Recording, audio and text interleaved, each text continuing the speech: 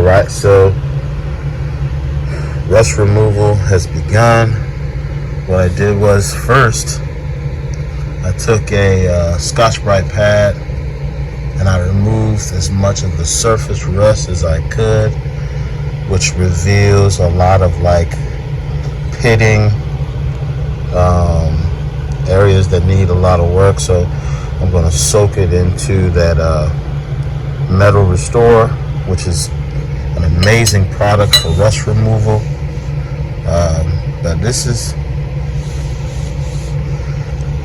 looks pretty decent. I also had a 22 that I purchased a while back for $100. Needs a lot of work, man. Look at all of the pitting. So I'm gonna sit these bad boys in that that Metal Restore solution, and come back with the second part of the video.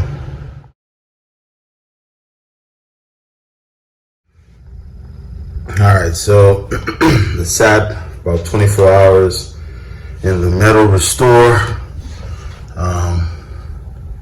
But as you can see, like I said, a lot of pitting in these old weapons.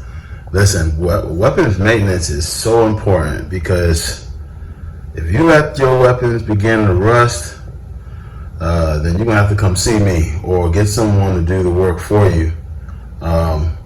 This is gonna take a lot of sanding and polishing to get this down. This one, however, though, it was like really no damage done to this one. All I really need to do with this bad boy is just polish it. Look at that. I mean, it's pretty much a new barrel. So, but the other one, however, was like my 22. A lot of pitting. So I'm gonna take some sanding,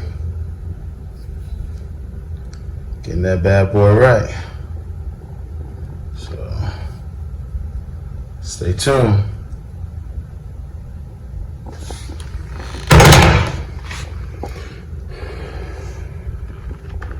.610 Tactical Restoration Project.